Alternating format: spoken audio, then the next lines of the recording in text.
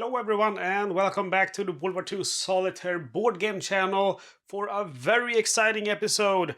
This is my very first episode of American Tank Ace 1944 to 1945, designed by Gregory Smith, published by Compass Games. As you know, a game that I have been waiting for a very long time, 2.5 years, and I finally got it on my table. And I finally feel like I can play this game fluently. So just before we start, I just want to show you up my setup here. I'm going to be moving these around and edit the video, so you're not going to see that. But I just wanted to give you a good idea of how the game actually looks when you got it all laid out. Now you can't really see the details of the game, so I am going to go ahead and move closer with the camera as we start to play. But before I do that, again, I just wanted to let you see the whole deal here. So just one note before we get going. I feel like I can play this game pretty frequently now, but as it goes with all kinds of complicated war games, there are going to be minor fog of war. I hope to be able to do a playthrough here that you can enjoy with as little fog of war, meaning with as little minor errors as possible. But if you should see one, point it out in the comments. So if you're watching this video to learn how to play the game, don't forget to check out the comments, because that's where people are going to point out if there are some minor errors going on. But again, I hope that I will be able to do as few of those as possible. Okay guys, so let's get going. Okay guys, so before we get going, before we get to experience combat, we have to go through Fort Knox training. So this is something you do before you start each and every one campaign to see if you can get some benefits from the training procedure. So there's a bunch of stuff that you can get. You can get all of these different modifiers from the training, so we'll see how many of these we're gonna get. The first one we're gonna try to get is the gunnery -1. That means that we can later buy the gunnery skill for 1 less experience point. So to do this, we follow the simple chart F1. We start with the training, of course, which is gunnery training. Roll 3 times on chart B1 using the long range column. If at least 2 are hits, place gunnery -1 marker on the tank display mat, indicating that the gunnery skill will cost 1 less experience point to purchase. So B1 long range, as you see here, means on 2 to 5 we have a hit, on 6 or higher we have a miss. There's currently no modifiers that we are going to use. So we roll 3 times, and we need at least 2 hits. So first one is a hit. If I get 1 more hit now, we have it. Second roll is also a hit, so we have been granted the gunnery -1. That's perfect, so I'll save that for later. If we move on now to the driver training, we roll 2 times on chart B5 with a -1 trainee modifier. If neither of these are an immobilization hit, the driver receives I for train -1 marker, and that is this one. And again, it's not the skills themselves, it's just that these skills will become cheaper to buy. So we'll look at B5, which I bring on the screen right now, and we have mud. So we can see on a roll of 2, 3, 4, or 5, we are immobilized. And if I roll that, that means we will not get this modifier. So we have a -1 because we are in training, and we roll 2 times. Whoops. So first roll is a roll of 6, which turns into a 5. So that means we're stuck in mud and we are not granted the -1 I for terrain. So then we have weapons training, and weapons training works very similar. We roll 3 times with 2 6. 1 time for the gunner, loader, and assistant driver. Each roll of 9 or higher indicates that crewman has weapons aptitude. Place a weapons maintenance -1 marker on the display mat. And actually that's a little bit different here, because weapons maintenance only costs 1 experience to buy. So that basically means you get the skill for free. So let's go ahead and start by rolling for the gunner. And again, we are looking to roll a 9 or higher. And the gunner rolls snake eyes, so the gunner does not get that. Roll then for, let's see, the next one should be loader. And the loader rolls 10. So that's perfect. He gets this. And then finally we roll for, I believe it is the assistance driver. Yes, sir, it is. And the assistance driver also gets it. So that's pretty cool. Now we have two guys got weapons maintenance. And then finally we get to our commander, and he will now choose which one of these three that he's gonna get. He can choose to do, we look at spare time activities chart here on F1. He can choose to do extra physical training, which will give him stamina. That's my preferred one, because that means that he can one time in his career expend the stamina, and upon receiving a killed in action or serious wound, he can downgrade it. So a KIA is going to become a serious wound is going to become a light wound. Since the campaign will end if your commander is killed in action, I don't see me ever choosing anything else, even though the other ones are pretty cool. You have extra study time, which is going to give you he gains an expert -1, and that means that you can buy the expert skill. You will become expert in a tank with 1 less experience point. Extra carousing, you can get into a bar fight, and you're gonna have a +1 modifier to your roll for first roll for promotion. And you can also you will gain 1 extra prestige point, and you can even get 2 extra prestige points if you win the bar fight. And prestige points, experience points, you're like, what is that? Well, we're gonna find out as we play, so you're gonna have to watch my playthroughs, and you're gonna find out. Anyway, we don't need to roll for anything here, we simply need to choose, and I already told you what I'm gonna choose. I'm going with stamina. Alright, so let's put out our markers. We put the gunnery -1 here on the gunner, and then our, let's see, it was our loader and assistant driver got the weapons maintenance -1. And then let's put out our rank. Our rank is Staff Sergeant, which is the lowest rank in the game. And then we have our unit. We will start with the 4th Armored Division, Patton's Best. And unit you can either roll for with a D10, there's 10 different ones, or you can simply choose one. It has no effect on the game whatsoever. Prestige level, you start 0. Prestige, you start 0. However, you are granted 1 experience point because you have attended tank school. So the first thing we're gonna do is use these ones now, because before we get going, we actually get to buy stuff with our experience point. So we could buy different kind of skills here. Of course, we have to afford them. My favorite one is Synergy, but it costs 2 experience points, so we cannot buy that yet. But what we can buy here is weapon maintenance, because these only cost 1 experience point, and these from gaining them from tank school means -1. So basically we have some free points here. For our gunner, no, it wasn't the gunner, it was the loader and the assistant driver, but I'm actually not going to put them here. I am going to go ahead and put them on the tank mat, actually, because you might use these in combat, so it makes more sense for me to have them on the tank mat. So we're going to go ahead and put them on the tank mat later. We have our stamina marker, and we're going to put that on the tank mat as well. Alright, so we have to choose one of our starting tanks, and you get to choose between the M4, and on the back side you also have the M4A1. There's no difference at all between these two tanks. They are absolutely the same. So I'm just going to go with the standard M4, and you should take the 2 corresponding tank counters with that. One note here is that if you actually went, if you didn't go with stamina from the Fort Knox training, that you went instead with extra carousing, that means you would have another prestige point, so you could potentially start with an M4 late, which is a little bit better because I guess it doesn't have this limit, that it actually has a loader attach, so you don't have that nasty +2 to bail out for loader in case your tank is destroyed. But we didn't do that, we started with stamina, so we go with the basic M4.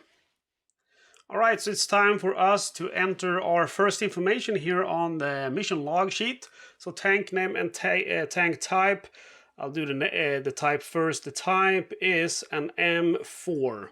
So our tank name is gonna be simply, it's gonna be Emma. And our nickname is gonna be Peach. Because in Fort Knox training school, I was always hungry, so always bought a few cans of peaches when we were out on a training mission. So I earned myself the very flattering nickname Peach.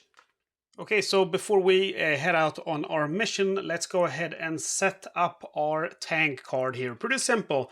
You put your turret here, whatever you actually want to have it. You decide if you want to have your hatches open or closed, and the only hatches are going to be for the commander, assistant driver, and the driver. The loader and gunner will always be seen as buttoned up. Then you go ahead and take your M4 marker here, and that's one of two. You put them in open country, you can later become hold down. We have our skill markers here. We have the weapon maintenance for the loader and the weapon maintenance for the assistant driver. And then we have the stamina, and that should actually go on the tank box itself. And then it's time to load our guns, so I recommend you to just start with the smoke-based rounds or the machine gun ammo. But basically the smoke, you have white phosphorus and you have HEBI. So you got 6 of each. We'll start with the HEBI. And the HEBI is smoke. It's just pure chemical smoke, which is not gonna do anything bad to your enemies. There's no damage to it. But then you have your woolly P, your white phosphorus, which will actually burn. So this will damage AT guns and infantry, and can even set enemy tanks on fire. And generally the HEBI would be fired to conceal friendly movement and so on, and white phosphorus would be fired at where you would smoke enemies. And then we have our machine gun ammo. So again, pretty straightforward here. The number in the box X4 here just tells you how much to put. We have a 50 cal, and then we have 2 30 cals. And besides this ammo, besides the HEBI and the white phosphorus, ammo is unlimited. So MG ammo is unlimited. You only keep track of it to know that once you're out, you have to spend a free action to reload. And free action, for example, if the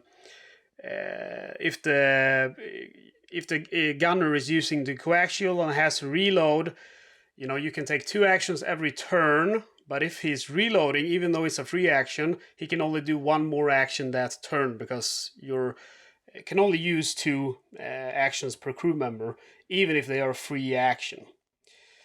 Okay, and then we put out our AP, and we're gonna go with AP in our main load. And then we fill our ready rack. So your ready rack, the size will differ from different tanks. The M4 has, the standard one has 8 places in the ready rack. We're gonna load up here with that stuff. And then we'll go with HE. I think actually maybe I went a little bit overboard with the AP there. I'll go with a little more HE instead. Okay, tidy enough. So one thing that I saw confused many people, some people thought that you would take the load here from the ready rack because it kind of looks like that in the rules, but that's incorrect because he has a WP, a white phosphorus in the load. And the reason why he took it from the tank mat in the game example in the rules is because white phosphorus, you can only have 6. So the same goes with the HEBI. So if you start with that in your load, that means you're only going to have 5 here. But AP and HE, as well as MG, is unlimited. So if you go with HP or HE in your load, it's not going to do anything about your ready rack load. Only if you take from white phosphorus and HEBI. And also note here, the same goes if you put this stuff in the ready rack. So if you put 5 VP in the ready rack and 1 in the load, you're going to have 0 of them in this box. I hope that makes sense. Again, if you have questions, feel very free to ask me directly in the video comments, because I like discussing game rules. Anyway, we're done here now. We have successfully set up our card. So now we need to roll for our first day of combat. Alright, ladies and gentlemen, it is time to roll for our very first combat mission. So we consult A1 mission assignment chart. We are currently in June 1944. We roll 2d6 to find out what today's mission is.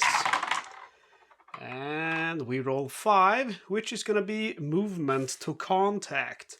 So we go ahead and note that here.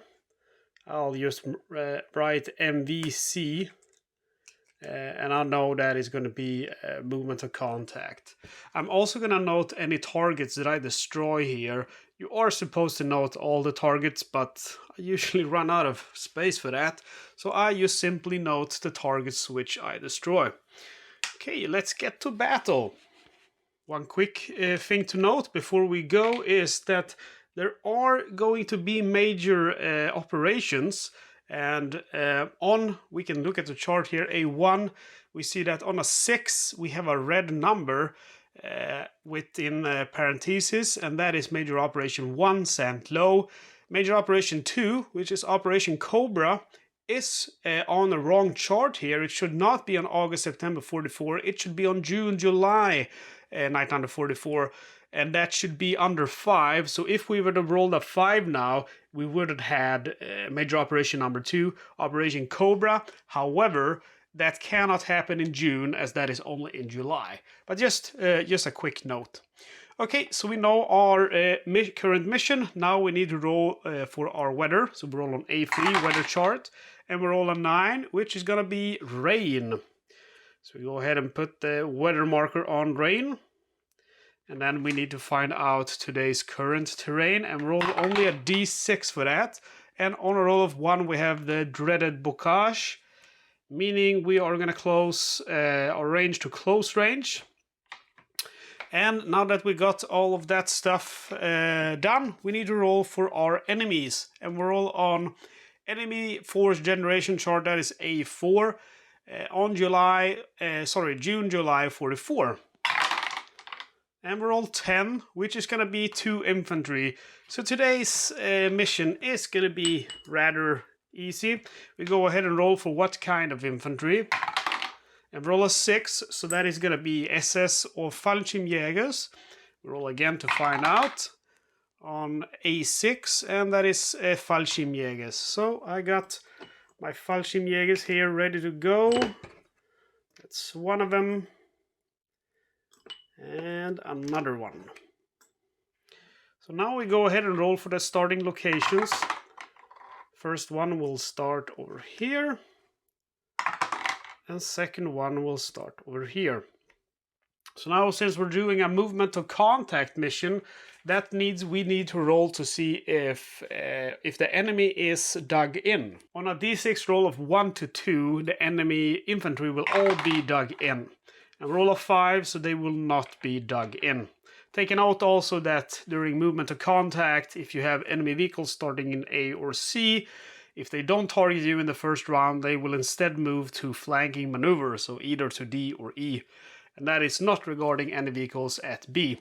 And vehicles, I should actually say, self-propelled guns or tanks or recon vehicles, because trucks will not do that. Okay, so let's get going here. It is a movement to contact. That means that we will get to fire first. So, sequence of play, I'm just going to take a note here. I would recommend you to download this and print it out of Boardgame Geek forum or from the Facebook group American Tank Case. The sequence of battle on the backside of the rules is incorrect. So let's just simply follow the sequence here. First, we degrade smoke and reduce call for fire. There is neither of those currently on the board, obviously, since we are on the very first turn. So 2 is remove suppression markers, and that's going to be from infantry and AT guns. But, you know, again, nothing had happened, so... Third is resolve CFR markers or CFF markers. And there is none of those either on the board, so we skip that. 4. Conduct actions. Make 2 commands. So now we're going to go ahead and make 2 commands. And my first command is definitely going to be to move to medium range, because at close range I can take Panzerfaust fire. However, when you do a movement with your tank, you have to roll on B5, immobilized movement chart.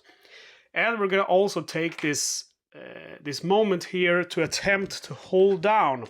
So I'm going to read the action for you regarding hold down, and it says like this: move to hold down. This command causes the driver to find a hold down position nearby. The range does not change unless the player desires. This may or may not be successful depending on the terrain. Immobilization may occur after moving. Check on chart 5. So yeah, we are attempting to hold down while we move back, but first we roll for B5, that is immobilized from movement charts, 2d6. And we roll an 8. Let's see if we have any modifiers. No, we do not. And B5 on drain, we have to roll 4 or lower to become immobilized. So we're good. And then we roll on B5 to see if we are hold down. And we need a roll to 5 to 6 to become hold down. And roll a 1, so we do not manage to get hold down. That's our very first action. We're going to spend our second action now, and we're going to change our loaded round from AP to HE, since we have a bunch of infantry here on the board. And that is the end of my action. So we now go to the enemy units to see if they will target us. On a roll of 1 with the D6, they target us. We go left to right always. First, do not target me. And second unit does not target me either.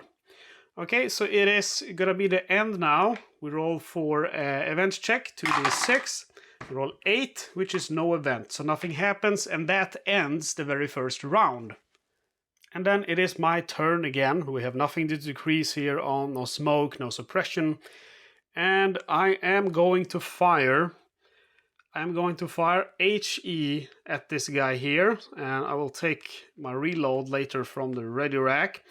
So we consult our chart here. It's going to be B1 now that we're using, and I am firing at medium range. I'm not hold down, or sorry, I'm not buttoned up, so I don't get that +1. However, it is raining, so we have a +1 from the rain. So 2 to 6 to hit becomes 2 to 5, unfortunately. So 2 to 5 to hit, that's rather bad odds, but we'll try it. And a roll of 4, that's perfect. That means I have halved his value from 2 to 1, and I've also managed to suppress him. The suppression is going to be in my favor if he, or actually when he fires at me, he's going to have a bad modifier from that suppression. I load from the ready rack with an HE, so I'm going to fire another HE. This time I have a -1 modifier for firing at my previous target. So instead of 2 to 5 to hit, I now need 2 to 6. And I roll a 4, so that means this guy is taken out. And that also actually ends this combat, because if there ever is a lonely infantry soldier left, that means you have won. But before we end things, we will see if this guy will get to fire at me. On a roll of 1 on a d6, he will fire at me, and he rolls a 2. And that is the end. We're not gonna roll for the last event check. That ends this day of combat, and we have been successful. So let's get our mission log sheet up here. Not a very eventful first day. I am just gonna note here Fallschirm Jägers X1, so I remember that I've taken those out, and S for a successful mission. So if we get a third successful mission, that means we get, or actually it doesn't have to be even successful. Our third mission gives an experience point, so we can buy some skills. We currently only have 1 experience point, so not very much things that I want to buy with that. I want to save until I get to so I can afford synergy. Okay, so we have cleared the battlefield, and now we get to look for some trophies. So we roll on W1 chart, 2d6. And roll 7, 7. Oh, that's rather unlucky. That is the only roll which will give you nothing. So I'm guessing our allies have already been there and taken everything fun. However, we have earned ourselves our very first award. That is the campaign medal, the European, African, Middle Eastern campaign medal. And this one is awarded upon completing your first mission, and it does not give you any prestige points, anything like that. It's just something to show that you have completed your very first mission. And that, my friends, is gonna end the first episode of American Tank Ace. There's nothing left for us to do. Not a very exciting first mission, but hopefully give you a general idea of how the game flows. And I'm promising you that we are gonna have exciting missions, because I have had very, very interesting things happen to me as I've been playing offline, off camera.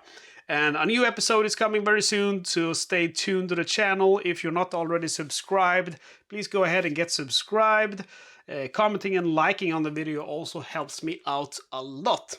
Okay guys, that's it. See you next time.